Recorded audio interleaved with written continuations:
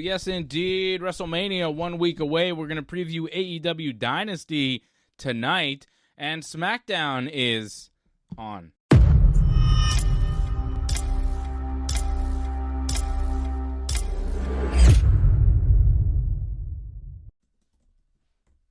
You know, WWE SmackDown. There's a match right now happening. Wrestling match.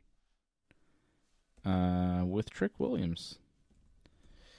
Where is he at? Johnny North is here. What's up, Johnny North?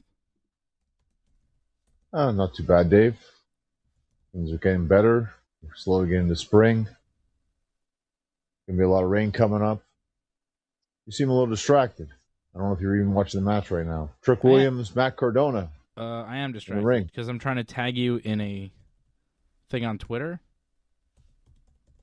I don't think you can right now because I've been suspended from Twitter. So yeah, I'm noticing that right now. That's why I'm a little bit distracted. What happened? I don't know exactly. I've just been suspended. Apparently, I broke the rules somehow. I don't know what I did, but apparently, I broke the rules. I wonder what you did. Apparently, I've been suspended, and probably going to last like a week or so, or maybe more. I don't know. It's been at least almost a week now. Oh my God. Well, I don't lose any sleep over it. I mean, you're not on X, Twitter. I mean, it's not the end of the world. My life goes on without it, without a question. What's going on now? You're losing everything, it looks like. I'm just caught on something. Don't worry. Don't worry about me. I'm more worried about you being suspended from X. Can't imagine what you would have done to upset Lord Elon. Yeah, clearly, I didn't walk the way they wanted to walk. And it happened to Fred, too, didn't it? So yeah, Fred never got his account back. Yeah, who knows? I mean, and you're a little blurry, too. You're like out of focus. Is that me? I don't know what to tell you about that. We were good before we came on, but once we came on, it was all blurry. I don't know what happened. It's strange. That's all right. Again, livable. You can hear me well, right? Yeah. I can see you, but it looks like you're a ghost. Like some sort of ghost. Yeah. It's like your camera or something. Yeah. Something. It was good before, so. You want to come back? You want to go away and come back? Reboot it? Yeah, sure.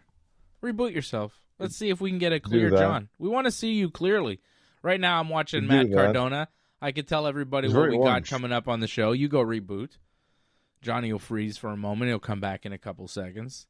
Maybe we can get him clear.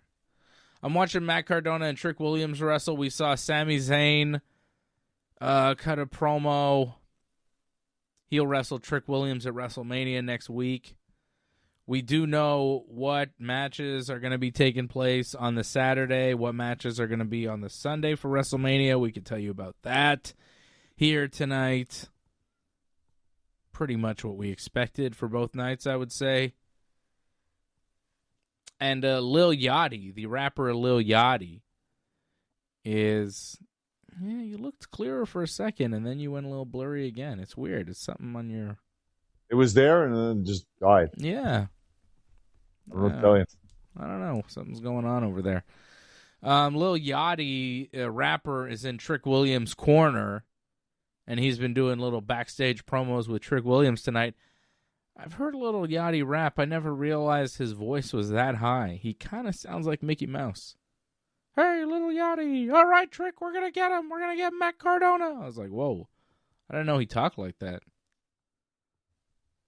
I didn't think it was that high, but it is high, without question. Yeah, it was weird. The celebrity involvements tonight, the celebrities we have involved for WrestleMania, not the best crop this year. We've got Lil Yachty, we've got the Jelly Roll, and we've got, of course, Pat McAfee, who we will talk about tonight. He did another promo with Cody Rhodes. I mean, let's get to it. Why waste time? You're forgetting one of your other favorites, celebrities. Supposedly wrestling. The I Show Speed. Oh, yeah, I forgot about him. Yeah, he is wrestling. He's actually not bad. Really? Wrestling? He's good? Well, I don't know. I don't know about that, but he's like athletic. Do you see him jump over a guy on Raw this week? Who did he jump over? I forget. He did do something pretty athletic. Yeah, he's very athletic. We've seen him in the past. He's very athletic, and he can take some bumps. Mm-hmm. I just don't know in terms of a match, like if it's going to be anything special. But it is like the first match, right, on Saturday. I could tell you. Yes, it will be opening WrestleMania. First match on Saturday scheduled to be Logan Paul and Austin Theory and I Show Speed versus the Usos and LA Knight in a 6-man tag. And then it will be followed by Jacob Fatu and Drew McIntyre in an unsanctioned match. Stephanie Vaquera and Liv Morgan scheduled for the women's world title, although who knows with Liv Morgan's head injury she suffered on Raw this week. AJ Lee versus Becky Lynch for the Women's Intercontinental Championship. Nia Jax, Lash Legend, defending the women's tag titles in a fatal 4-way against Charlotte and Alexa, Bayley and Lyra, and the Bella Twins. Although the status of the Bella Twins still up in the air because Nikki may still be injured. Seth Rollins versus Gunther and Cody Rhodes versus Randy Orton to main event the Night 1 Saturday card a week from tomorrow night for WrestleMania. Not bad. It's fine. Night 2 will be opened up by Brock Lesnar and Obafemi. Then we'll have the 6-man ladder match. Penta, Javon, Dragon Lee, JD McDonough, Rusev, and Rey Mysterio. Rey adding himself to the match this week on Raw. Jade Cargill versus Rhea Ripley for the women's title. Sami Zayn versus Trick Williams for the U.S. title. Finn Balor versus Dominic Mysterio. And CM Punk, Roman Reigns, World Heavyweight title in the main event. Kind of what we expected. That's much better. That's definitely the better night, I would say, night 2. Night 1, it's okay, but night 2 is clearly the superior night. Yeah. I am less interested in Randy and Cody because of Pat McAfee's involvement. I was more invested in the match before McAfee got involved. Now it's kind of like this other thing that's just annoying.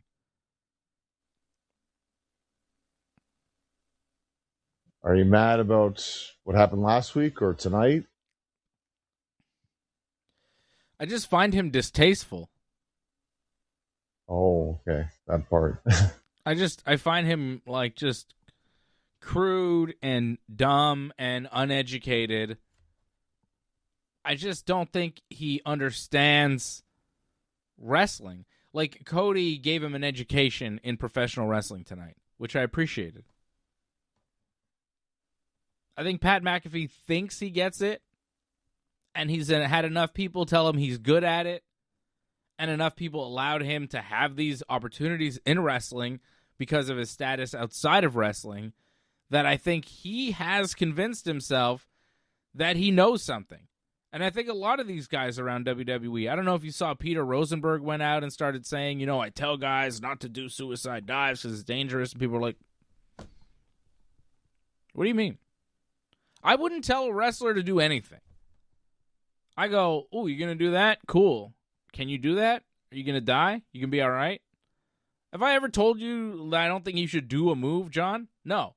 I maybe have said, oh, have you seen this move? It's cool. You might want to do it. It looks cool. Can you do that move? You know? But that's just going, hey, man, have you seen this move? It's a cool move. But I'm not going to tell you how to wrestle. But some of these guys that aren't wrestlers are coming into wrestling trying to tell wrestlers what they should be doing and how the business should work. And that, to me, is offensive and just very foolish on the WWE's part. But that's because the guy at the top, Ari Emanuel, is a non-wrestling person trying to tell wrestling people like Triple H how to run a wrestling business. And this is what you get. It's not Pat McAfee's fault. It's Ari Emanuel's fault. And this is what you get when you have a corporate entity owning a wrestling company. Wrestling is counterculture. It's not corporate culture. And what you have with the WWE now is corporate wrestling. Wrestling run by people that are more interested in the bottom line than in growing the business of professional wrestling. People running the WWE, people running the biggest so-called wrestling company in the world, more concerned with making movies and maximizing profit than seeing classic matches and Hall of Fame careers and even the well-being of the talent. Again, like I will reiterate this a million times, Vince McMahon was no angel. Far from it. Vince has done some terrible things, but the guy cared about professional wrestling. He was a pro wrestling guy. And when the company was taken out of his hands, it ceased to be run like a pro wrestling company. And now, a couple years into it, we've seen the product of that. Super chat. And this is where we're at now. Super chat. With the WWE.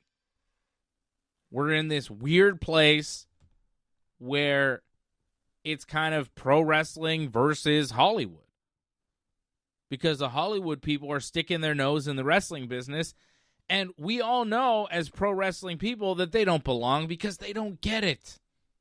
They don't get it. They think, oh, a Jelly Roll, a country music guy. Oh, a Pat McAfee football guy. The wrestling fans will love this, right? This is right up their alley. Because they're just all football-loving, beer-swilling, redneck, country music-loving hicks. Those are the wrestling fans, That's their impression of professional wrestling. That's their view. That's how they see you. And that's why they're giving us Jelly Roll and Pat McAfee, who's doing a southern accent all of a sudden for some reason, even though I don't think he's from, like, Texas. I don't know what he's trying to do. I don't know what he's trying to do. And you know what? He doesn't know what he's trying to do either. Cody Rhodes, I think, put it very nicely. He said, you're a, what did he say? A pretend wrestler? Costume wrestler? What do you call him? I think a play wrestler. Play wrestler. Thank you. He said he didn't really understand what that meant. Didn't really understand what a play wrestler was until he saw Pat McAfee kicking him and doing catchphrases and talking about the Attitude Era, which was 30 years ago. Randy Orton debuted in 2002. He watched the Attitude Era in high school. What does Randy Orton have to do with the Attitude Era? Which is something I pointed out last week. Like, Randy wasn't in the Attitude Era.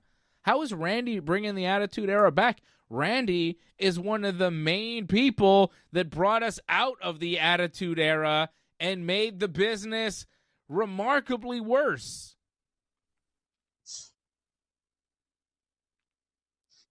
I just find Pat McAfee offensive because of what he represents.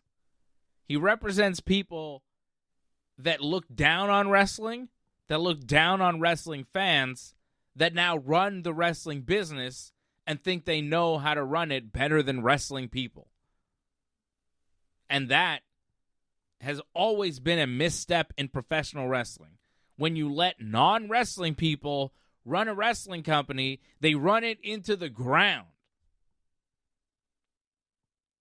It doesn't work out. As far as I'm concerned, Ari Emanuel is just a richer Dixie Carter. He's a richer, more powerful Dixie Carter. Thinks he knows. I mean, he's less involved because, you know, Dixie was way more involved. She had not much else to do. But he's just not the guy that should be in charge of a pro wrestling company. But he is. He should let the pro wrestling people run it, but he won't.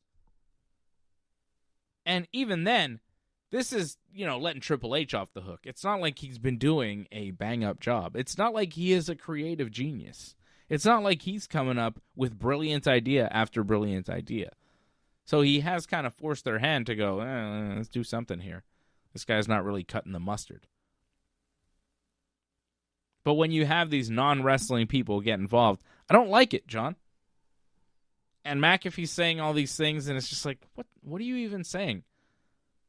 And tonight, he comes out, and he cut mostly a promo about CM Punk. Yep.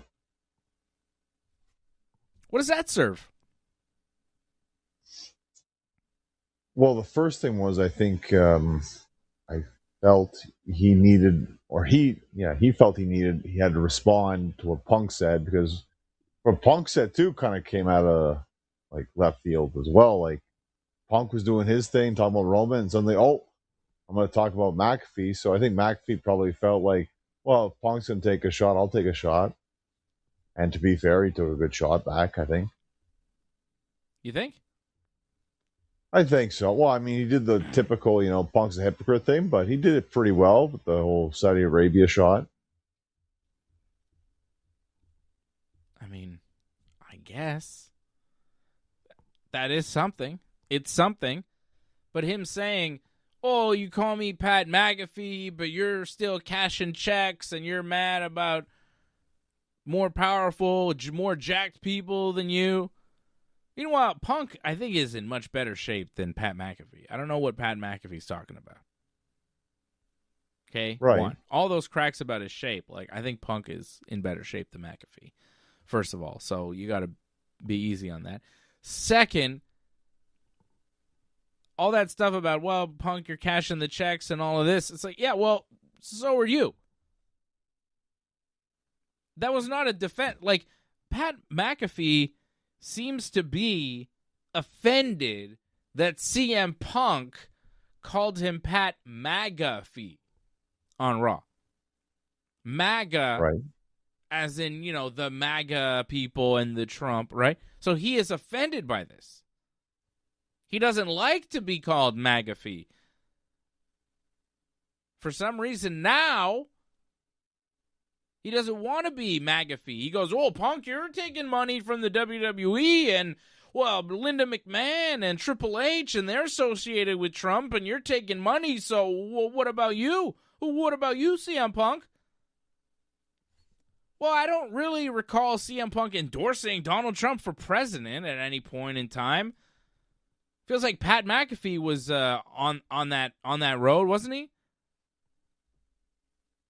Yeah, quite a bit. So, it's a little different.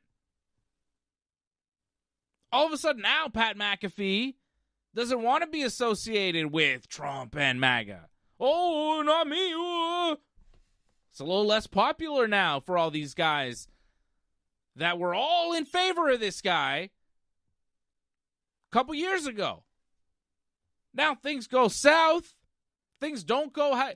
A politician that you believed in, which you're believing in politicians, all of a sudden, when they're elected, they do things you don't like. Oh, color me shocked, you morons. So, spare me, Pat McAfee, with your whataboutisms here. Because it's a very different thing to take money from the WWE and to endorse Donald Trump for president. Pat McAfee. So, whatever he said after that, I was like, well, sorry, but Punk was like on TV with like Trans Lives Matter and stuff. Like, what was the t-shirt he wore at one point? Like, I mean, the guy clearly has a political stance, and in AEW, he was able to display that stance pretty strongly. In WWE, not so much. But Pat McAfee, when he's able to display a political stance, it's not exactly the same as CM Punk, is it? But Pat McAfee doesn't want to be associated with the MAGA movement. Now he doesn't want to be associated with it. It's too late, Pat. Go home, Pat. I like when Cody told him to go home. He should go home. I like the fact that Pat McAfee may never be involved in professional wrestling again if Randy Orton loses at WrestleMania. That's now the stipulation. I really hope Randy Orton loses at WrestleMania. Because if Pat McAfee was never involved in pro wrestling again, I think pro wrestling would be better off. And I have been on record saying this for years. Since his debut match with Adam Cole, which was garbage, which I told everybody was garbage, and I took heat for saying it was garbage, even though if you go back, it was garbage. Pat McAfee is a terrible wrestler, and anybody that says that he's good is drinking the WWE or the Pat McAfee Kool-Aid. He's got a lot of fanboys that I realized existed after I said, this guy's terrible. Who is he? Apparently, a lot of people were upset. But I have been not a fan of Pat McAfee's. I have been anti-Pat McAfee since day one. And it is kind of nice now that everybody else is jumping on the, oh yeah, we hate this guy bandwagon. Because, eventually it happens. I see it coming. Two of my favorites in the ring right now, Danhausen, about to wrestle his first match in the WWE against the great Kit Wilson, which I think is a perfect match. I think I even said that they should wrestle each other. I think this was probably the good first match for Danhausen. I mean, if Jelly Roll can beat Kit Wilson, why not Danhausen? Yeah. Well, again, first off. Also, if Pat McAfee wants to keep talking about 5'5" guys can't wrestle, whatever, he could. I mean, I'm about 5'6", 5'7". He could try me, and we could, give me 5 minutes. See what I can do to you, Pat McAfee, because I would bet it would be interesting. Well, it's weird when he talks about that, the whole 5'7" guys Iron Man matches. It doesn't happen in WWE. No, it's an AEW thing more. Yeah, I don't understand. It didn't make any sense whatsoever. No. It was a stupid promo. One. Everything he said has been stupid. It doesn't make any sense.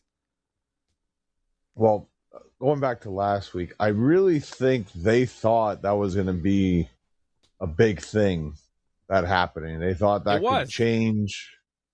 Well, it was, I think, for the wrong reasons. I think they thought that was going to be their NWO angle right there. That was going to be the next big thing that was going to push them for a while, but I don't think it quite worked the way they probably had hoped it would. And I don't think it worked the way they thought it would. It clearly backfired, and they, I think, called an audible with that Cody promo afterwards. They're like, you got to go and change this up. You got to right the wrong a bit. Well, but to be fair in all of it, though, I am much more intrigued in Cody and Randy because this all started. I'm far more interested in the matchup. And even you just said it before, you invested more into it. Now you want Cody to win because the stipulations involved, so. You see Danhausen just cursed Kit Wilson on the top rope. Pyro shot up from the corner. Kit Wilson was about to do something off the top to Danhausen, and Danhausen cursed him, and then Pyro shot up on his ass, and then Danhausen just kicked Kit Wilson in the head and pins him for the 3 after doing the double eye poke to The Miz, who jumps on the apron. Danhausen wins his debut match. I know you hate it, John, but it makes me laugh. It's not as bad as last week. Last week was embarrassing. The referee with the cursed arm, that was very funny. I know you hate that stuff, but it made me laugh. The referee sold it so well. Sometimes you got to have a little bit of that. Oh, here's the Miz sneaking up behind Danhausen, but the lights go out, and Danhausen just runs away. And the lights go back. Danhausen's just on the stage now, dancing, celebrating, cursing Miz. Oh, I love it. I don't know, John. This is what I like. All right, I'm sorry. I know it's silly, but it's funny to me. He's funny to me. He amuses me. Gotta laugh. It can be silly. Pat McAfee's not funny. He's never said anything funny, not once. I've never been entertained by Pat McAfee. This is the thing. Like, I don't know. I'm not a football fan, so maybe I'm missing something, but this guy just seems annoying to me. He's always just been annoying. On commentary, when he's up on the stage or on the table yeeting, he's always like, he's always gone into business for himself. You know, he always makes it about himself. And that's what really offends me. It's like, you're not a wrestler. It's not about you. Your body's not on the line.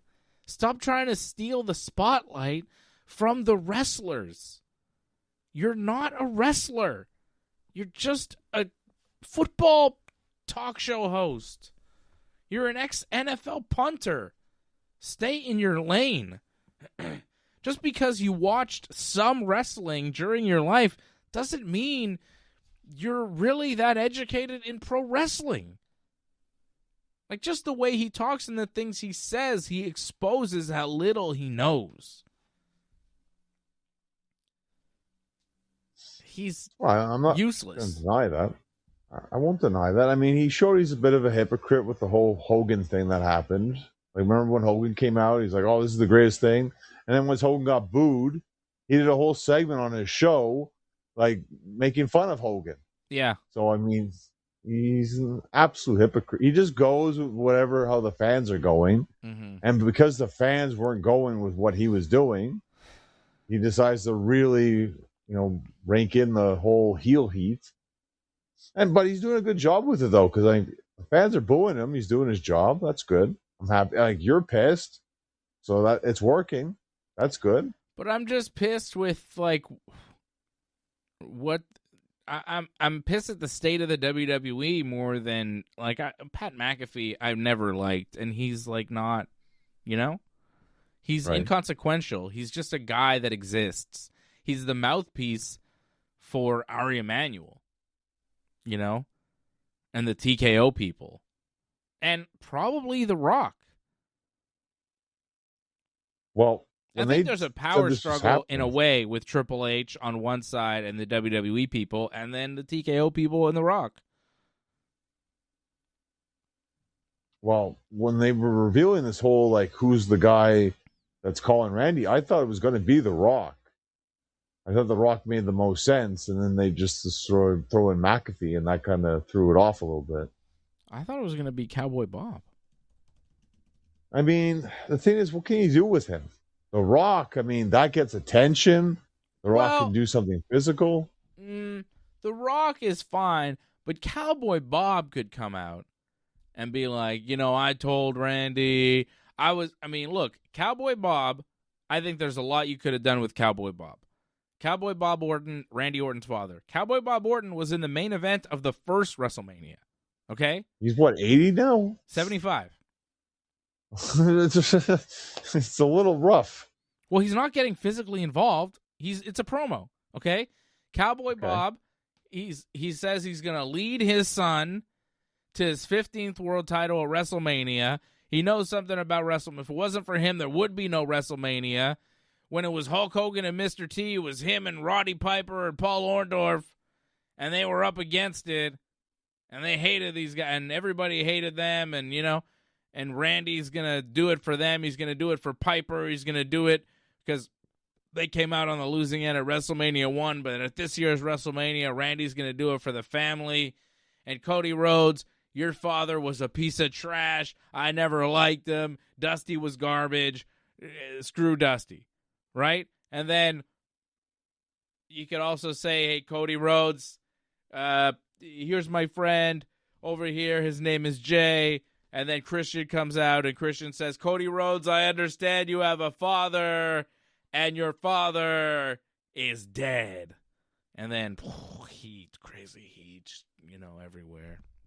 I mean, probably not with the Christian thing, But Bob Orton could be like, Dusty's dead, and Randy's going to kill you at Mania. I mean, you could have done something there with Bob, Cowboy Bob, and the WrestleMania history, saying mean things about Dusty, Randy being like, hey, I'm going to have my dad in my corner.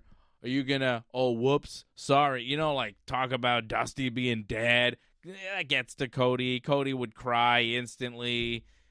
And you have the history between Randy and Cody and legacy. Maybe you call up Ted DiBiase. He's not in jail.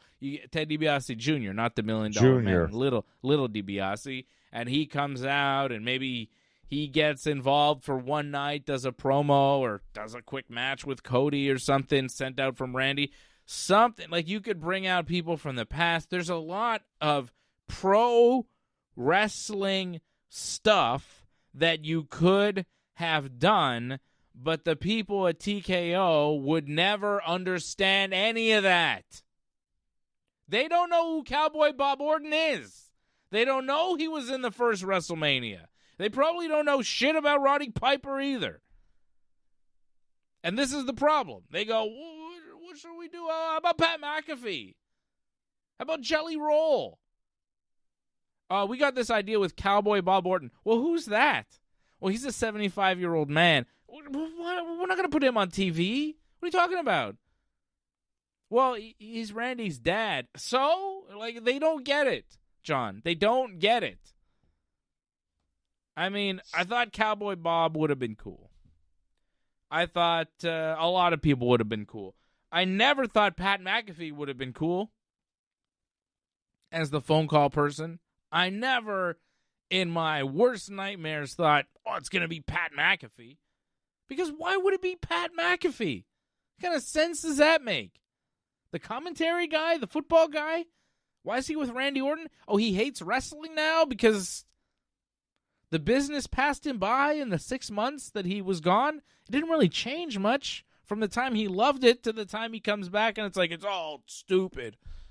It's actually the same as it was when he left, isn't it? Has it been gone that long? What are we talking about? It doesn't make any sense. Give me something that makes sense that I can enjoy. And this is it. It's not Pat McAfee, really. It's the whole story that's dumb. It's awful. Give me something that makes sense. Give me something from a wrestling perspective that makes sense. From a historical wrestling perspective is even better. I like that. Give me something that's real pro wrestling because guess what? Randy Orton and Cody Rhodes are second and third generation pro wrestlers, grown up in the business. They are as pro wrestling gets. And they have a match like 20 years in the making here for the world title at Mania. That's enough. I was invested. I was in. It's Cody versus Randy for the belt. And now you have to add Pat McAfee in this. It just adds an element of like, ugh, what is that other part? You know?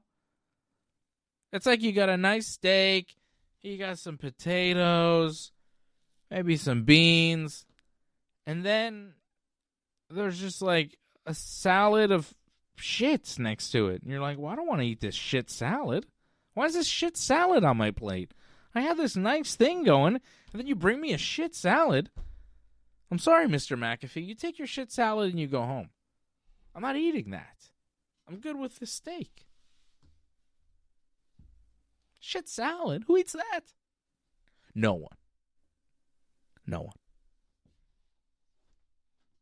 one. I can understand the that you'd salad? like.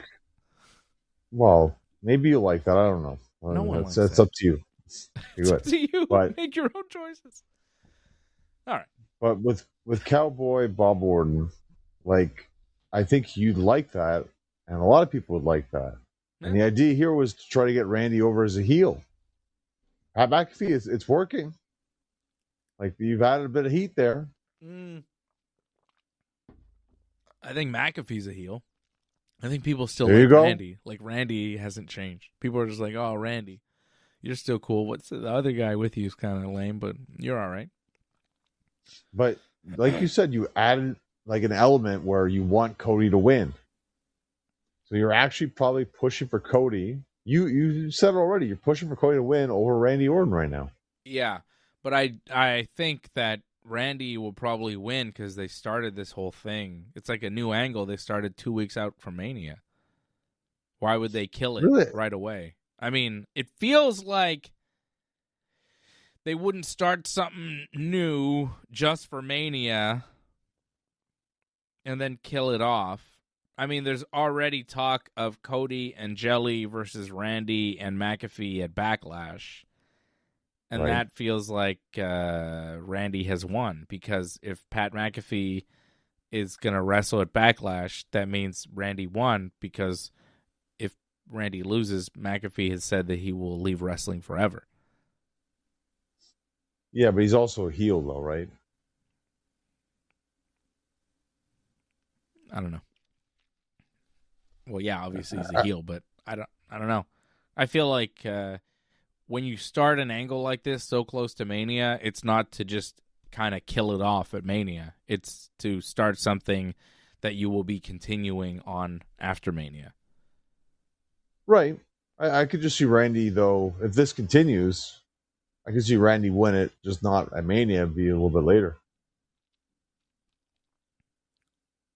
We're a week out. You think Randy's not winning next week? The way I kind of look at it here, it's like, how many new champions are you going to make at WrestleMania? Because I feel like there's so many title changes. Someone's got to actually defend. And if Cody wins on Saturday, well, the fans go home happy. So, night one, I think we see one other title change other than Cody Randy. We'll go through the whole card for night one here, because you got the whole thing, right? You have Saturday and Sunday here? Yeah. So, night one, let's do quick predictions. You want to just do quick predictions? We'll do a full breakdown next week. Let's do quick. Logan Paul, Austin Theory, IShow Speed versus Usos and LA Knight. I think the babyfaces win to start off the show. 100%. Jacob versus Drew. I think Jacob wins. But I'm on the fence. Yep. No, I go Jacob for sure. I think Jacob wins. But Drew could win. Yeah. I feel like they put Jacob down a lot because he couldn't make it to the chamber, couldn't win the title shot. Like, Jacob's got to win, I think. I think so, too. Stephanie Vaquer versus Liv Morgan for the world title. If it happens, I think Liv is winning. Yeah. I agree, too. But Liv got pushed into Roxanne this week. They bumped heads. It looked terrible on Raw. You heard the sound. They bumped into each other. Then you saw the big egg that Liv Morgan had on her head, and Roxanne had one too. Stephanie just pushed her so hard, and they were so close together. They just went clunk like two coconuts. I would imagine it's a concussion. At least, yeah. It's too bad, but terrible. Hopefully. For such a little spot backstage for that type of injury, it could have been career-ending. It's awful stuff. Really dumb. It was a mistake. It was an accident. I don't think it was intentional. No, but it shouldn't have happened that way. No, and they have to learn from that and be more careful next time. So if the match happens, we both have Liv winning. Stephanie's had the belt for a while. AJ versus Becky, Intercontinental title. I think AJ holds on. Oh, no, I got Becky winning. Okay. 4-way for the tag titles. I think Nia and Lash hold on. Yeah, I go with that. I mean, I wouldn't be surprised if there's a change, but I will go with the retain on that one, yeah. And the Bella Twins may not be in the match, depending on Nikki's ankle. And if they're not, then they'll be replaced, apparently, by the Kabuki Warriors. But if they're not replaced, Asuka and Io may have a match. Don't know. Up in the air. Okay, weird. All right. Well, I saw that story. It was like reported from a few people. You didn't see that? Well, I think it's ridiculous. Like, so Io might have a match, but she might not have a match. Yeah. I mean, she's one of the best wrestlers you have in all of WWE, and you may or may not have her wrestle. I think that's kind of ridiculous. Like, I think Asuka, like, she's have wrestled twice. It's not hard. 2 Asuka matches at WrestleMania? I don't think she'll be upset about that. Yeah, but it'd be weird. Asuka Mania. Like, didn't Cody wrestle twice? It happened before. But it's Cody. Asuka wrestling twice in 2 kind of like low mid-card matches would be weird. I think that tag title thing's kind of a big deal. All right. Well, Io is about to wrestle Jade Cargill here on SmackDown in the main event, which could be interesting. Well, I don't think this is going to be much of anything, but we'll wait and see. So about Seth Gunther, I've got Seth winning. See, that's a tough one. Gunther, like, he's on a roll right now. Like, they've been building him up, so. Yeah, he lost last year at Mania, and he was all right. Yeah, I'll say Gunther right now, but I feel that one can go either way. It's tough. And Randy Cody, I'm going with Randy, and you're going with Cody. For now, again, it could all change. A week out could change. Okay. They released the whole SmackDown Friday show. Like, we're in the Andre the Giant Battle Royal. Oh, next week? Yeah, they said that's going to happen. And your favorites, the White Six against the MFTs. Amen. That's on WrestleMania SmackDown. Yep. Okay. Things to look forward to. I guess. Okay, night 2. Let me get you quick predictions here. Oba Femi versus Brock Lesnar. I think it's going to be Oba time. Yeah, I'm slowly going more towards Brock because they're pushing Oba too strong, I find. He's so cool. He does that little dance. Everybody they made it seem too much like he's going to win, so I think he's going to lose.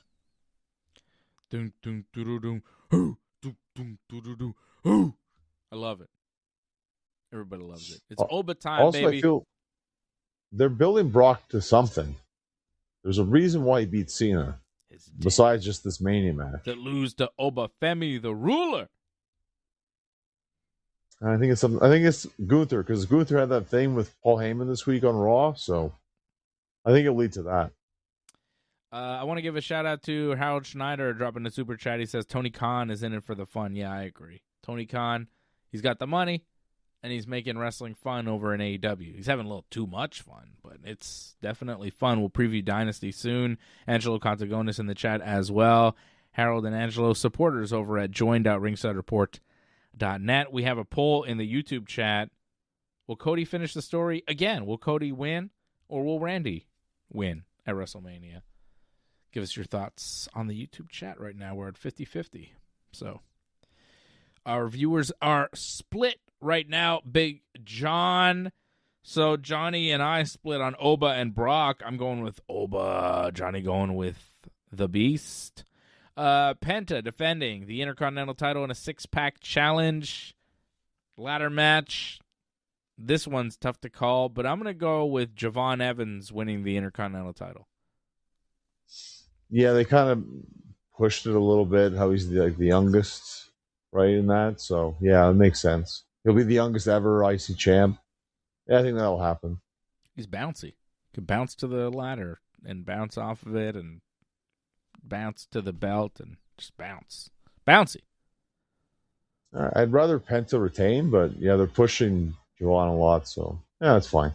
I think Javon Evans could probably jump from the top rope and catch the belt and pull it down without even climbing a ladder. I mean, it depends how high the belt is, of course, but yes. Yeah. He's that bouncy. Okay, Jade Cargill versus Rhea Ripley. Ooh. Business. I go with Rhea. Rhea. I think so too. But it's going to be fun. Sami Zayn, Trick Williams. I'm going to go with the... I really don't know. I'll go with Trick. I'm going to say Sami retains. He just won it. Right, but I feel like there's going to be a lot of title changes at WrestleMania, so. I think there will be, but this is one where there doesn't have to be. All right. The Demon, Finn Balor. Finn Balor is going to bring the Demon back to face Dominic, so Finn is for sure winning. This is the easiest one, I think. He better win. Like, if he doesn't win this, like, oof, it's going to be rough for him afterwards. And then CM Punk, Roman Reigns for the belt. Yeah, I'll go with Roman. Yeah. That seems right. But there's a part of me that thinks Punk will win. I mean, there's many ways of looking at it. I mean, Punk is always there, so that seems like more of a safe bet with that. However, that promo on Raw makes me feel like Punk's going to get screwed over, I think, at Mania. By The Rock? Possibly The Rock. Possibly somebody else. Took a shot at The Rock. He did take a shot at The Rock. Bloated cousin. Used to be a big movie star. Fantastic. It was a big pop. People were like, ooh. Big. Yeah. People made a big deal out of that. Like, I thought it was an alright promo. It was pretty good. It was awesome. Punk's promo on Raw was fantastic. It was one of his better promos that he's done since he's come back. I feel like they kind of messed this up, the whole like lowering the ticket prices though, because Punk does it, that gets a babyface reaction. Yeah. And then McAfee does it and it gets booed. Well, because you could see through it. When Punk does it, you go, yeah, they should lower the ticket prices. That is why people aren't buying tickets to this thing. When McAfee goes, whoa, tickets are 25% off on WrestleMania Saturday only from now until the end of whatever, you're like, okay, well, A, you're doing that as a heel. B, for Saturday only when everybody knows people want to go to the Sunday show. That's the better show. And also, it's like it's reactionary by the WWE because they know no one's buying tickets for this thing. And it's not that they're not buying tickets because they don't want to go to WrestleMania. Wrestling fans want to go to WrestleMania. It doesn't really matter what the card is. They want to go to WrestleMania. You know what they don't want to do? Spend $20,000 on 2 tickets to WrestleMania. So the people at TKO that are trying to maximize profits, the corporate types that are worried about the stock price and instead of growing the wrestling business, CM Punk wants to see families in the audience there when he beats up Roman Reigns, but families cannot afford $50,000 for 4 tickets at WrestleMania. So, yes, you have to lower the ticket prices. And CM Punk told Pat McAfee to tell his agent, Ari Emanuel, to lower the ticket prices. So when Punk says it, it holds weight. When Pat McAfee says it, it's reactionary because he's been told by the WWE that they're going to lower ticket prices. He's delivering a message from corporate. He's trying to be this badass outsider, insider guy who's here to shake things up, but actually he is the corporatist, stoogiest of the stooges. He is literally a puppet for the corporation, for the bosses. He is a tool, a literal tool for the establishment, is what Pat McAfee is. He is a tool. He is a corporate shill. He is a stooge. He is a sellout. He is not counterculture. He's not cool. Last I checked, being a corporate stooge isn't cool. He is a punk bitch. Because if you are a corporate stooge, you're a punk bitch. That's just a fact of the matter. I guess you weren't a fan of all the middle fingers that got censored then, I guess? He's an idiot. He thinks, in his mind, he's Stone Cold Steve Austin. A little bit, yeah. He's not. You know why? For so many reasons. Charisma, attitude. But mostly, Stone Cold Steve Austin paid his dues in professional wrestling. Respects the business, loves the business, knows the business, is the business. Pat McAfee is not. He's a football guy who kind of likes wrestling. He gets views on his podcast when he talks about it, so he's gonna.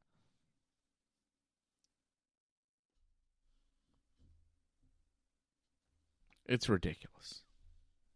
He has no place in the wrestling business. He has no respect for the wrestling business. He should leave. You kind of made a mention right there. I mean, he's connected with ESPN, who's showcasing WrestleMania, ESPN. I see a lot why they brought him in for this. Sure. They think it's a good idea. I could see how they thought it was a good idea. It just didn't work out the way they thought it was going to work out, clearly. And Jade's won cleanly over Io Sky here. Yeah. Jade beats Io, then goes for a chair, but Rhea Ripley comes out to stop her.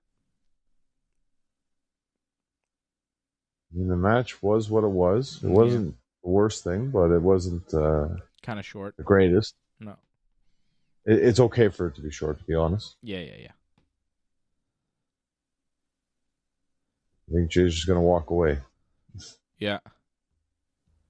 And that's SmackDown.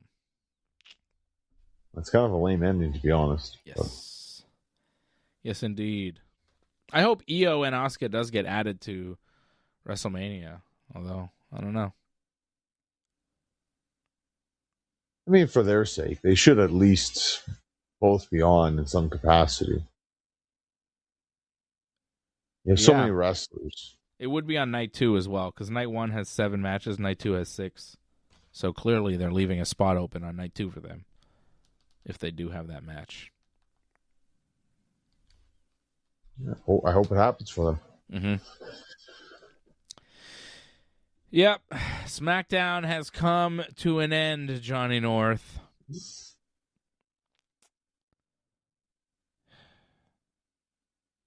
I thought Cody Rhodes was very good tonight on SmackDown. I thought he put Pat McAfee in his place.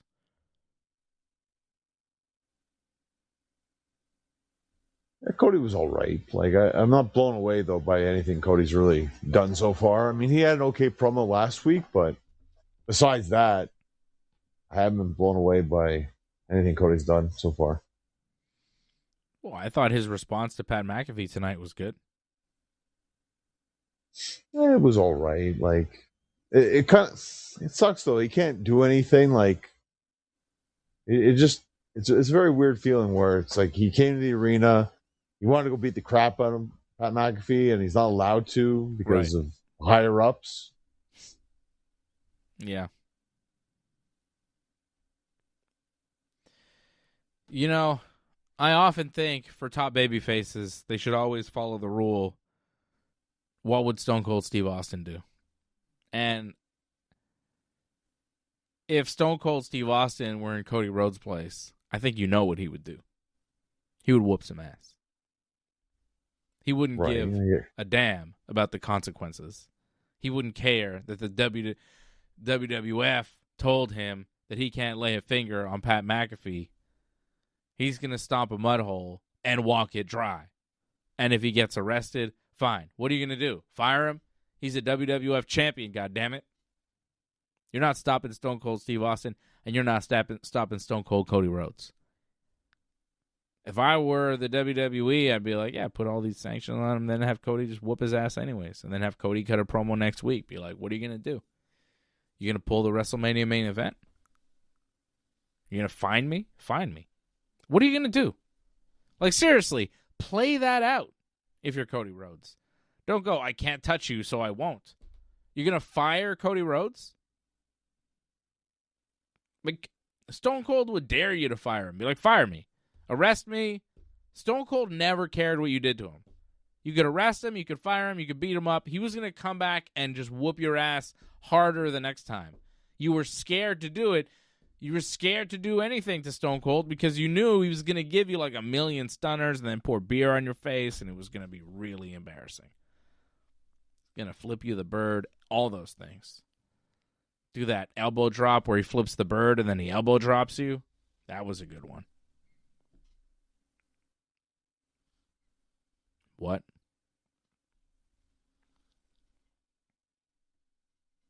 Yeah, it's just not like it's weird though now. Like Jelly Roll was allowed to like push Nick Aldis. Jelly Roll can do it, but Cody can't touch him. I didn't get it. It doesn't make sense. No. Like Obafemi like also like knocked down Adam Pearce. No repercussions whatsoever for that. Yeah. So like there's like holes in their booking a lot of the time. Yeah. But again, I think if you want to get a babyface over, you got to kind of follow Stone Cold rules. Where if a babyface is like going, oh, okay, I can't touch him, I guess I won't. Stone Cold would not have done that. He would have whooped some ass. Well, that was a big problem with the whole Cody promo. Like, he stood in the ring the whole time and didn't do anything. Yeah. And then Pat McAfee kept running him down as he walked away. He did come back eventually. Yeah, he came back, but he didn't do anything. Didn't do anything, no. Because Randy Orton showed up on the Tron. He was about to attack Pat McAfee, but then Randy Orton showed up on the big screen, and he had Jelly Roll all beat up. And Cody was like, oh, no. I have to stop everything. Jelly Roll is hurt. Again, Stone Cold would have been like, I don't give a damn if Jelly Roll's hurt. And he stun Pat McAfee, then run to the back, beat the hell out of Randy Orton, and then just drink beer. And everybody was happy. That's a babyface. Well, that's a cool babyface. We don't have cool babyfaces anymore. Yeah. See, this is what Pat McAfee's not getting. He doesn't quite understand why it's not working. He just knows that he liked Stone Cold, and now there's no Stone Colds, and he doesn't know why. And he thinks Randy's the answer, because Randy does an RKO, and that's a cutter. It's kind of like a stunner, so, yeah. I know Randy. Randy's a famous wrestler. He must be that's the ticket. As opposed to, like, let me just maybe help with the booking and explain to them why, maybe we should just follow some Stone Cold rules and be able to get some people over a little stronger. Have people be a little bit more badass. Seems to me that anytime anybody just attacks somebody out of nowhere and, like, leaves them laying, it's a heel doing it to a babyface. And the crowd pops for the heel. Yeah, because it's exciting. Yeah. That's why. You want to cheer for the person beating the other person up. You want to cheer for the winner. That too, yeah. The heels are dangerous and evil and not cowardly. The baby faces are scared to break the rules. They're strong, but they want to play within the rules. And dumb. Yeah. That's why CM Punk is a really fun babyface. A little more aggressive. A little more Stone Coldish. Well, you can argue that there is no true babyface or heel in that Punk and Roman feud, and that's what makes it pretty good. I don't know. After that Punk promo, Roman feels like the heel to me. Because again, that's one way of looking at it. All that stuff Punk said about Roman was so true. You know, I saw Roman on that Tonight Show, and he's like, Punk's not on the Tonight Show because he's not a big a star as me. He's, and Punk's like, yeah, you're on the Tonight Show because you're safe. Because you're saccharine. Because they know you're not going to say anything dangerous. And I'm not like that. And it's true. Roman is safe. Roman is the company guy. Roman has failed at many WrestleManias many times in a row and was given a million opportunities. And he was the chosen one. And he was just handed a job. And he never has really been a pro wrestler. He's only been a WWE sports entertainer. He doesn't know pro wrestling because he's never been a real pro wrestler. He's in the WWE. He was taught how to wrestle in the WWE developmental system. He's only wrestled on WWE shows. He's never wrestled outside of their system. And he was protected and shot to the top of the card just a few short years into his pro wrestling career. Really charmed wrestling career. Not the experience of most. And really not the most talented.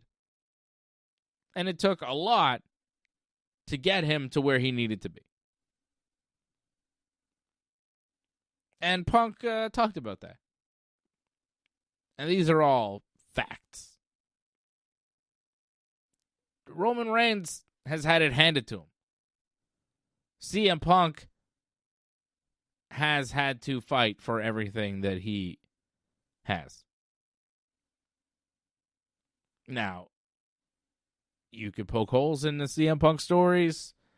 You could criticize him for many things.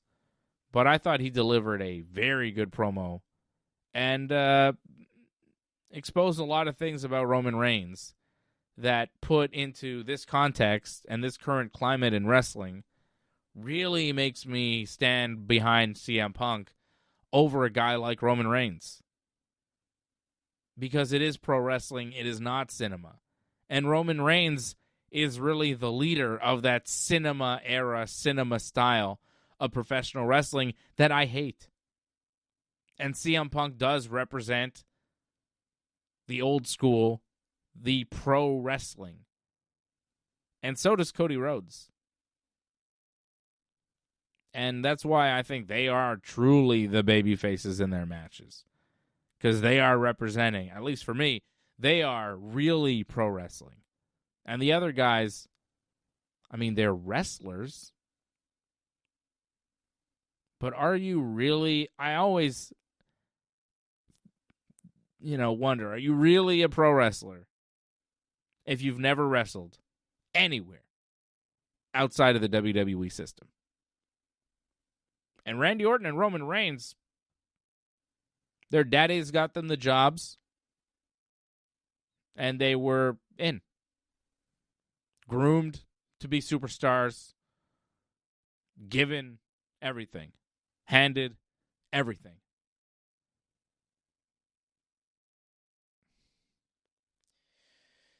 I don't know. I have more respect for people who work in front of 10 people or 100 people or 1,000 people. The people that don't, they have to travel 9, 10, 15 hours in a car back and forth. Don't know when the next booking is coming. That have to really hustle as independent wrestlers before making it big. I have a lot of respect for people, and I have far more respect, and I appreciate wrestlers, and they're better off for it. Most wrestlers are much better. When you get to see them in the WWE, the guys that are the better wrestlers are the guys that have wrestled all over the place. And that's just because they get the experience of wrestling all over the place and wrestling in front of different crowds, different size crowds, different kind of crowds. That's how you hone your craft. That's how you get really good at pro wrestling. By being a real traveling pro wrestler. And paying your dues. Roman Reigns has not paid his dues like CM Punk has paid his dues. He hasn't. He hasn't. So to me, CM Punk is the babyface. Big time. Because of the way this match has been presented. And because of the way the WWE is being presented to us right now, especially. because it does feel like a moment where it is kind of like cinema and the Hollywood people versus pro wrestling and the pro wrestling people. And to me, I put far more emphasis on the wrestling part of WWE over the entertainment part. I'm a pro wrestling fan. I'm going to watch AEW Dynasty. So for that, it's all CM Punk. CM Punk all day, every day. I'm sorry. Tribal Chief is cool and all, but he can suck it right now. Right now, he's representing something that I think is very evil. I believe Ari Emanuel is bad. Well, that's one way of looking at it, but the last couple of years, Roman on top, some of the best years WWE ever had. Mm-hmm. Wasn't all bad. I mean, it was kind of boring for a lot of it. Well, I think they really, the Bloodline story, I thought it was fantastic. One of the best stories they've done in a long time. I don't know. It was slow-moving and kind of predictable. Well, it lasted for years. Of course it was slow-moving. It moved very slowly. And it was kind of like, all right, which cousin is Roman going to be mad at this week for some minor infraction? It was just, I don't know. It was okay.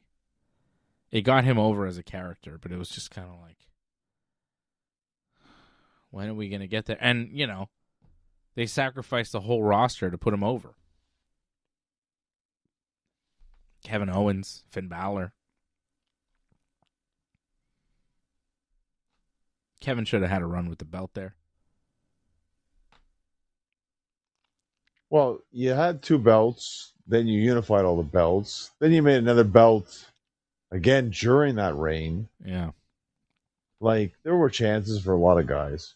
They just didn't take advantage of it. There was only chances for Roman. It was all Roman. They gave everything to Roman. I hope Punk wins. I think Roman is probably going to win. I'm going with Punk, though. I'm going to say Punk wins. Yeah. WrestleMania is next week. We're going to preview Dynasty here in a minute. A couple things that happened on SmackDown this week. Royce Keys, formerly Will Hobbs, wrestled his debut SmackDown match. Beat Humberto Carrillo. So Danhausen and Royce Keys, a couple AEW guys, making their SmackDown debuts tonight. A week before Mania. Odd timing. Well, I mean, technically, Royce Keys debuted in the Rumble, right? Yeah, but he hasn't been on, SmackDown. Right. This is his re-debut, right? Try and get him going, and that's not bad. It's not bad. We'll see what happens. Again, the timing's a little weird, like you said. Usually it's after Mania you do something like this, but hey, he's there. He's available. They got enough hours of TV, so I throw him out there. Yeah, it's like, who do we have? Well, Will Hobbs is here. All right, let's throw him out there. Let's kill some time. Get Willie Hobbs out there. Why not? Anything happen on Raw that you want to mention? I mean, you mentioned a lot of the points already that were pretty I think we're important, good, I think. Can we do Dynamite? Can we do Dynasty? Whatever. AEW? Let's do that. We can do AEW. That makes sense, yeah. All right. AEW Dynasty going down this Sunday. John, I know that Collision is taking place tomorrow, but right now there's only 9 matches on this card. I think there's going to be 11 matches, but okay. It's still not that much for an AEW pay-per-view. That means matches will go longer then. Yeah. All right. We've got, it's in Vancouver. It's this Sunday. We've got MJF, Kenny Omega in the main event for the world title. We've got Chris Jericho versus Ricochet. We've got the Young Bucks versus Okada and Takeshita. We've got Ciampa and Roosh and others in a Casino Gauntlet match for the vacant now AEW TNT title. Kyle Fletcher, injured, had to vacate the title. Is he okay? I mean, obviously not, but do you know what the injury is? Well, he had a tag match on Collision the week prior. And, I guess he rolled his ankle or something like that happened, so... Okay. It's not like a neck injury or anything. It's an ankle. Ankle's not so bad.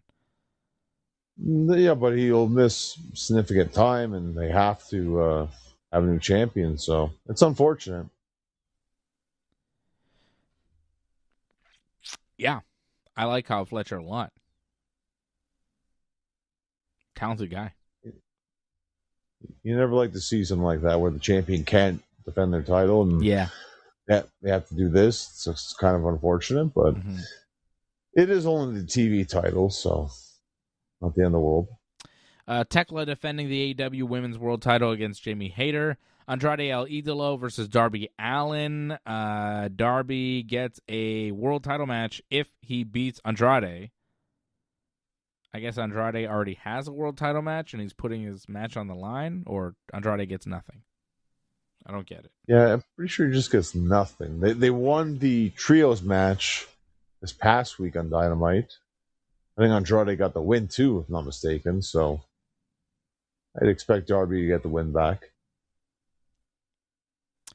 Our poll answer, who walks out of Vegas as WWE champion? 60%. Cody finishes the story. Randy Orton gets more run, 40%. So majority picking Cody to win. Right now, Moxley versus Ospreay. Who you got? So winning. That is the current poll in the chat. Well, I feel MJF, that's almost like a walk there. Well, I'm asking Moxley versus Ospreay. I'm not even asking about MJF, but, we'll get there. Moxley versus Ospreay, AEW Continental Championship. We'll have FTR defending the tag team titles against Edge and Christian. And Alex Windsor, who is, married or something to Will Ospreay, girlfriend? Beyonce? Something. I think. Okay. She's on the show. She'll be wrestling Marina Shafir.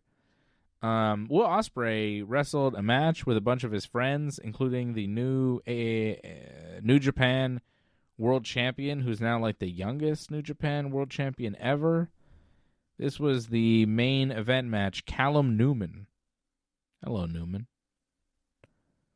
He was with Ospreay, and they had a match, and it's the what are they called? The United Empire.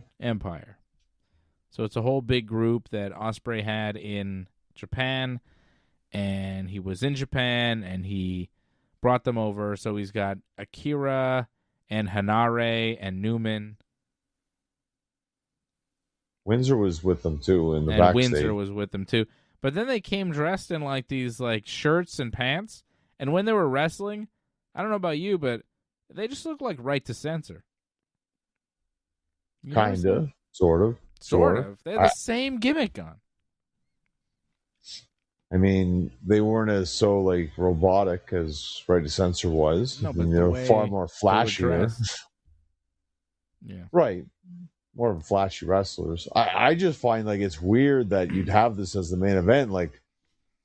Maybe these guys are really good wrestlers and they're known where they are, but I had no idea who the heck these guys were, and they're beating the top faction in AEW. I thought it was kind of weird. I mean, again, crazy match, a lot of crazy table spots that happened at the end there, but just odd booking I found. But if you're New Japan and you're lending out your brand new world champion, then he just won the belt this weekend, do you really want him to have him lose his first match? I think that was a New Japan type of thing where, he can come, but he's got to win. Well, I mean, Ospreay got the pin, right? I mean, you can protect guys at 8-man tags like that. Yeah. I don't know. I don't think it really mattered who won that match. And Ospreay pinned Moxley. Yes. Why would you do that right before the pay-per-view? I don't get it. put Ospreay over Strong, or Moxley's going to win? I feel Ospreay's just going to win again here. Like, yeah, I think they're just putting Ospreay over really strong. It's a little much, though. I've got Ospreay over Moxley for that Continental title. Right. How about MJF and Kenny? AEW World title. I've got MJF winning. I thought that promo was pretty good. I like Kenny's promo. I loved MJF's promo. MJF is fantastic. MJF was on the Adam Friedland show this week. Very fun. Fun interview. I like MJF a lot. He's a magnificent world champion. I think he beats Kenny. I think the match will be great. MJF forever. Yeah, it's going to be a long match, but I think it'll be a good match and worthy of being the main event match, I think. MJF, I expect to be champion going all the way to All In, I think. At least. Maybe he could lose a double or nothing, but hopefully he can be champion all the way through the summer. So wait, you got Kenny? No, MJF. I have MJF winning. Okay. I said MJF's going all the way here. Okay, sorry. I thought you said Kenny. I was like, wait, what? You switched? I said Kenny will have a great match. Okay. It'll be a very good match for Kenny. Yeah, I think MJF holds it for a while. Where's Hangman?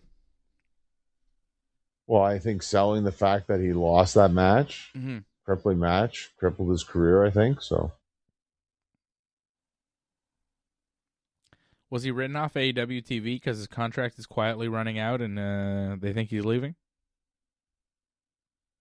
I don't think so. I think they have an idea for him. Okay. Chris Jericho is going to wrestle Ricochet. That whole Jericho absence was weird. Well, it's like we said, like if he was going to come back, he had to come back to Winnipeg, and he did. Mm-hmm. And I found that Jericho, the whole segment, I found very enjoyable. Yeah. This whole like Jericho self-awareness now, Jericho, like it's pretty good, I think. Yeah. Talking about how much he loves pro wrestling, and pro wrestling deserves the best version of Jericho, and he wants to help grow AEW, and this is his home, and he looked in great shape. He had abs and everything. I thought the promo was good from Jericho. He brought back the list of Jericho, put Ricochet on the list, and they set up a match at the pay-per-view, Jericho and Ricochet. I'm interested to see what Jericho looks like in the ring at this stage. He looks in great shape. Last time we saw him, he wasn't looking so great. He's been wrestling forever. He said since 1990. That's 36 years in the ring. It's a long time, man. But I think he can make it to 40. He's 55 years old. I think if you push it another 5 years, 4 or 5 years, you do 40 years in the business, call it a career after that, it'd be pretty amazing. I think he could do it. So I'm looking forward to seeing what he's able to do with Ricochet. I think he probably beats Ricochet. Is this for the belt? No, there's no belt. Oh, Ricochet doesn't have a belt anymore, right? He lost the Battle Royal last. Yeah, that's it. I think Jericho beats Ricochet in his return match here in Canada. Kenny's not winning in Canada, so I think Jericho will. Got to have a couple Canadians go over. Well, I think Edge and Christian, I think they're going to win the tag titles. That too. You think Jericho beats Ricochet, though? Yeah, I think Jericho beats Ricochet. Yeah. Kenny doesn't win. No. But I think Edge and Christian win, yeah. I agree. And what a feel-good moment that'll be. I think the match will be really fun. Edge and Christian versus FTR. That is a classic all-timer Hall of Fame match. Well, let's start the show. This is the big thing, though, the match order. Yeah, I don't know. Like, obviously, MJF Kenny's the main event as the show. But I honestly, I would start with Edge and Christian against FTR. The match order I have, that is the opener, but I don't know if that's official or not. Well, they should do it, but you're right. I mean, they might start with a battle royal for all we know. So yeah. But yeah, Edge and Christian over FTR. I think we see new AEW tag team champions. We said Moxley, Ospreay. We both have Ospreay over Moxley. Darby and Andrade. I feel like this match is set up for Darby to win because he's the only one with any kind of stakes in this.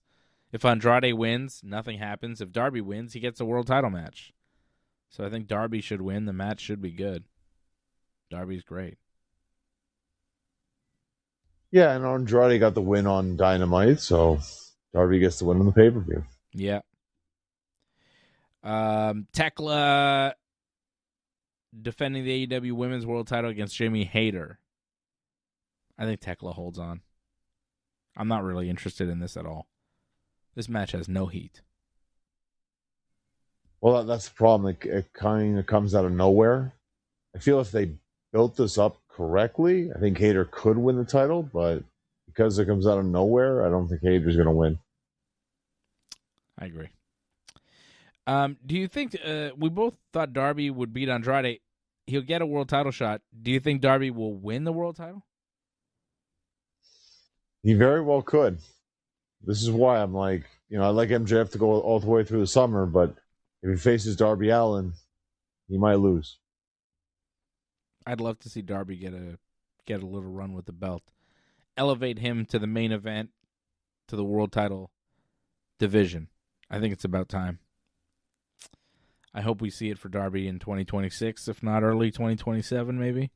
Tommaso Ciampa versus Rush versus other guys in a casino gauntlet match. Don't know how many guys will be in it. Several. It's for the vacant AEW TNT Championship. Tommaso Ciampa won a match this week on Dynamite to get the number one spot in this casino gauntlet battle royal. You want the number one spot. You want to be as early as possible. I think Ciampa's going to take the TNT title. He was TNT champion for a brief period, and then he dropped it, and then Fletcher won it, and I think you just throw it back to Ciampa at this point. Why not? I don't know who else is even in this match. Nobody does. And I couldn't imagine who else could take the belt.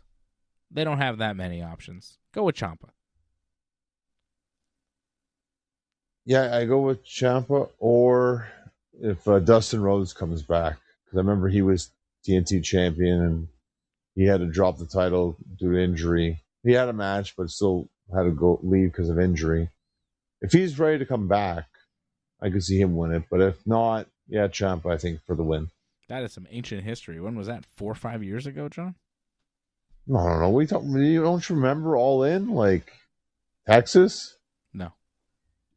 Adam Cole had to forfeit the title. Remember the promo and all that? This wasn't ancient history. This is that last year. Like Dustin Rhodes, was he champion? Remember, they turned into a 4-way. It was Kyle Fletcher against Dustin, against Sammy Guevara, and some other guy. I can't remember who the other guy was. No recollection of this whatsoever. Well, that's what happens when you forget a 6-hour pay-per-view. Too many shows. And then Dustin, won the TNT title? He did. But then he had to give it up because he was injured? Well, no, he kept wrestling even though he was hurt. Oh. But eventually lost. Oh. So why do you want to see him win it back now? Dustin Rhodes. He's still in AEW? He's still in AEW, yeah. Almost called it TNA. Whoops. He was like Black Rain back then. I know. I remember Black Rain. Everybody remembers Black Rain. I'm a bigger fan of Black Snow. Oh, Black Snow. Okay, how about the Young Bucks against Okada and Takeshita? Okada and Takeshita were like fighting each other on Dynamite this week. They teamed up and then they fought each other. I think they're gonna lose. I got the Bucks. Yeah, I think you just said the Bucks were gonna. No, the Bucks are gonna win. I agree with you. Yeah, I mean Okada and Takeshita can't get along. It feels like this thing just won't go away. Like they had a match already and it's still not solved. Like I don't know how we get past this because I feel like we're just not moving forward with Inosuke and Okada. Sadly, have they done the 1-on-1 yet? We had it at the World's End pay-per-view in December. Yeah. So why are they? What is this? I don't know what to tell you. Like, I just feel like they're stuck or something. They're just on and on and on. And it just keeps going. Maybe they had a plan with Fletcher involved, but now that he's hurt, they're just doing this. That's probably a good point, actually. You're right, because Fletcher was highly involved with both men. Yeah. Pause. Okay, AEW Dynasty going down this Sunday in Vancouver, British Columbia. How about it? Shout out to Antoinette in the chat. Joined.ringsidereport.net. We see some members in the chat right now as we are doing the show live on a Friday night. Antoinette, Angelo Contagonis, Jason Pete out in Mexico, Antoinette out in Toronto, Angelo in Laval. I see Leor out in New Brunswick. Oh, we got to say congrats to Antoinette because she was at the Blue Jays game today and they had a great victory. And she got a bobblehead too. Oh, that's cool. Well, who's the bobblehead? Oh, you'd have to ask her. I don't know. She said it was bobblehead night. Oh, cool. The Jays won tonight. They came back. They were losing to the Twins, and they came back. Antoinette, you were at the game tonight. That's cool. I'm jealous of anybody going to a Major League Baseball game, on a Friday night. That sounds great. I used to go to Major League Baseball games when we had a team in my hometown. But they moved to Washington, D.C. They're gone now. I just think it's so cool that, Antoinette's able to go see Major League Baseball when she wants to. It's nice. I'm jealous. I wish I was living in a city, one of the 30, well, not 30 cities, but, there's 30 teams. But, I mean, there's 2 teams in New York. Row. There's a couple teams in That's pretty LA. good. Oh, wow. Awesome. I'd love a baseball team. I would love a baseball team because I just like baseball, Major League Baseball is very good. I like it. The Red Sox. Hey, John, your Red Sox lost, but it's okay because the Yankees lost too. Yankees have not been hitting over the past few days. The bat's gone real cold. Lost 2 or 3 to the A's. Lost tonight to the Rays. They started off so good, and now they've just been kind of soft. So my Yankees have been kind of sucking.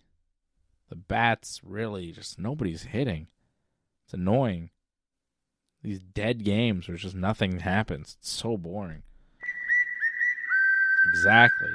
Orioles lost, so a lot of teams in the East losing tonight. The Red Sox lost, the Orioles lost, the Yankees lost, but the Jays won 10-4 over the Twins at the Rogers Center. Jays now 6 wins, 7 losses. Yeah, it's so early. Nothing really matters at this point, even though it does count. It counts, but it doesn't matter. You know what I mean? We'll have to reconvene in June and July. Yeah, that's it. Like mid-June, then we can talk about and even then, you never really know until August. You know what I mean? You never really know until August. Well, for you last season, you didn't know until the last game of the season. Well, that's it. You never really know where you shake out. In August, you can kind of tell if you're going to make the playoffs or not, but you don't really know where you're going to land exactly until September for most teams. I mean, some teams know at the All-Star break that they're done, but if you're in it or if you have a shot, you don't really know you're in or out until August-ish. So we got a long way to go. Long way to go. I've been enjoying baseball, though. I like the baseball's back. It's fun. I've been watching a lot of Blue Jays games because, if the Yankees aren't playing, I watch the Jays instead if they're on. The Jays did something last year. They made me pay attention. I take them very seriously now because they're clearly a team to take seriously. They were a couple outs away from winning the World Series, so I'm watching the Blue Jays. I watch a lot of teams in the AL East. I like to watch all the Yankee games, obviously. That's my number one priority. But if the Yankees aren't on and there's another game, because I got the MLB TV package, so I got all the games. And I got cable, so I could watch the Blue Jays too. So I watch the Jays, I watch the Rays, I watch the Red Sox, I watch the Orioles. If they're playing and the Yankees aren't, I'm probably watching their games. I like to watch the Dodgers too because they're just so good. They're like an all-star team. I watch the Dodgers and I go, how is anybody going to beat them? I'm pretty sure the Dodgers have started off with the best record in baseball. Yeah, 9-3. Nobody has a better record than the Dodgers. The Braves have 9 wins, but they also have 5 losses. Dodgers only 3 losses. Fewer games played, but same amount of wins as the Braves. The only 2 9-win teams in baseball. Yankees still first place in the East. 8-5. Jays 6-7. Rays 6-7. Orioles 6-7. Red Sox 4-9. John, people in Boston are not happy. What's happening with your team? Couple of tough losses. What's the problem? Is it the pitching, the hitting? What's going on? Lack of consistency, period. It's either you're not getting good pitching or you're not getting good hitting. Back and forth. Bregman? I miss a lot of players right now. I don't know. Bregman was great, though. You're right. He did help a lot. Yeah, Bregman was good. Antoinette asking, will I come to Toronto for another game? Didn't you tell me that I wasn't welcome in Toronto for another game or something? You were all mad. You're like, you can't come to Toronto. Stay out of here. Yankees, I hate you, something. I'm pretty sure you said that at some point, Antoinette, which made me sad a little bit. Because you were so nice when I saw you in person. But then on the chat, you were like, don't come. Don't ever come. I was like, oh, all right. I guess I won't. I mean, I probably will. I mean, I just may not tell you if you're offended. I thought you were like good luck charm, weren't you, or something, like, because they lost. So like, yeah, basically, yeah. When I showed up, the Blue Jays season turned around and they took first place from the Yankees. Everything started going to hell for the Yankees, and everything started going really well for the Jays. So they should want me there. Antoinette now saying she didn't say that. I don't know. We could look it up in the old shows. Chats pop up on the screen. I think the Yanks are going to Toronto in June. I don't think so. I didn't like the vibe in Toronto cheering for the Yankees. It was just like the fans were. It was just not super fun to be a Yankee fan in Toronto. I might, but I don't know. I didn't love it. It was not a super fun experience seeing the Jays beat up on the Yankees in Toronto. The fans were not very gracious about it. Wasn't like a friendly atmosphere. Didn't feel nice. I mean, you've yet to bring your daughter to a baseball game, so that's something to do, no? Yeah. I don't know. Maybe next time I just go, me and my brother and maybe some other thugs, and we all wear Yankees gear. And when the Blue Jays fans talk trash to us, I don't have my children around, and then we see what's up. Maybe we do that instead. That might be more fun. Just crack some skulls. I would think bringing your kids, get some sparring in. Just get some light sparring in with some nerds. Oh. Again, I think the kids make it fun, but I guess it's a different type of fun. Yeah. I don't know. We'll see. We'll see about it. Go Habs. Congratulations to Cole Caulfield on his 50 goals, John. I know you're very excited, and I know you're even more excited that I know that happened. I was surprised when I saw a Ringside Report acknowledged it. I'm like, okay, that's nice. Did we? Yeah, you did. Maybe you didn't realize AJ maybe slipped it in or something, but yeah. It's probably AJ, I'm guessing. Maybe. I don't know. But it was on there, so I was like, wow, that's cool. Yeah. Good for him, 50 goals. That's great, right? They haven't had a 50-goal scorer in a long time, so I'm sure you're excited. And they're on their way to the playoffs. Everything's looking up for the Canadians. You got the big flag behind you. You're ready. Yeah, I would say so. I mean, it's a little bit of a bummer, though, because April 18th, I think, is when the playoffs start, and I'll be in St. Basil, and that's also WrestleMania 1, so I'll miss WrestleMania 1 and the start of the playoffs. Same day. Too bad. St. Basil, though, will get me instead. I'll get to see Rob Kloos. He's going to be at the show, so that's going to be kind of cool. Okay. So promo the show. When are you wrestling? Next Saturday? Yeah, April 18th. It's going to be in St. Basil. Okay. Check it out. Big heavyweight gala where it's just going to be big heavyweights on the show. Only heavyweights are allowed. That's it. Male heavyweights. Too bad. I'm too little.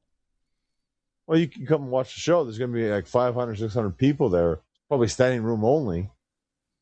What if I eat a lot from now until then? You think I could make the limit? I just show up super fat.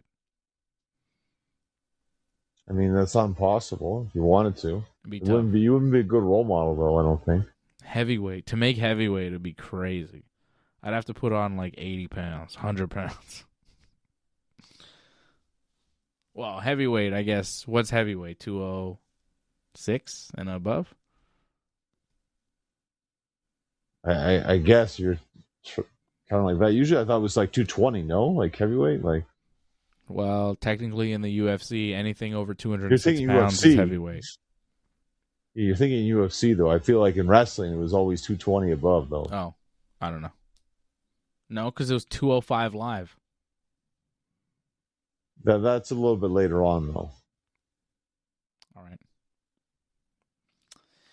Speaking of UFC, we're going to do UFC 327 watch-along tomorrow night. I'm very excited. AJ is going to be here. Freddie's going to be there. We're going to be around. We're going to do the whole show together, all of us, 9 p.m. Eastern. I know they're usually at 10, but now the UFC pay-per-views are at 9 o'clock. So tomorrow night, we're doing a UFC 327 watch-along. Yuri Prohaska, Carlos Ulberg, a new UFC light heavyweight champion, will be crowned. We'll be watching live with you tomorrow night. I'm hyped. Going to watch the fights with the boys. It'll be fun. No, it's been a while since you've had the whole crew together, so that's kind of nice. It's been a while since we've done one of these like whole crew watch-alongs. I don't know why it's been so hard to get us all together, but we're finally going to do it tomorrow, and I'm very excited. Hopefully everything works out, and it works out tomorrow. That's when I go into another Jays game. My God. Living the life. Well, to be fair, I mean, you'd go to a lot of games if you could, no? Yeah, of course. I'm not saying it's bad. I'm saying, wow, awesome. So cool. If I lived in a city with baseball, I would also be going to all the games. Right? Like if I lived in the Bronx, I would go to pretty much all the Yankee games. I would go to as many as I could. Right? Well, you can still go to a game. In the Bronx? Yeah, sure. Yeah, it's like a little bit more expensive to go to a game when you have to pay for travel, hotel, and all. You know what I mean? Like, it's way easier to be a baseball fan than when there's a baseball team in your hometown. Because all you have to do is pay for, your trip to the ballpark, your metro ride there or what have you, and your ticket to the game. A little easier.